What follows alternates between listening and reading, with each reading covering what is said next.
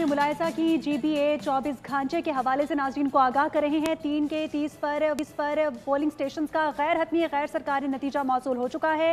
GBA 24 Ghanche 3 کے 30 polling stations کا غیر حتمی غیر سرکاری نتیجہ، جس کے مطابق آزاد امیدوار ڈاکٹر اسد شفیق 3883 ووٹ لے کر آگے ہیں، جبکہ PP کے انجینئر محمد اسماعیل 2226 ووٹوں کے ساتھ دوسرے نمبر پر بتائے جا رہے ہیں۔ GBA 24 گھانچے 3 کے 30 پولنگ سٹیشنز کا غیر حتمی غیر سرکاری نتیجہ موصول ہو چکا ہے۔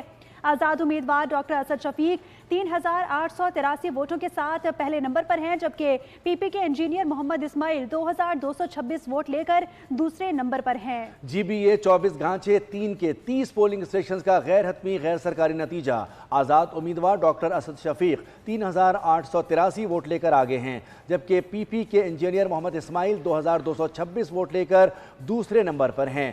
GBA 24 گھانچے 3 کے 30 پولنگ سٹیشنز ہیں جن کا یہ غیر حتمی اور غیر سرکاری نتیجہ موصول ہو گیا ہے۔ بالکل ساتھ ساتھ ناظرین کو یہ بھی بتا رہی ہے GBA 6 کے 57 پولنگ سٹیشنز کا غیر حتمی غیر سرکاری نتیجہ بھی موصول ہو چکا ہے۔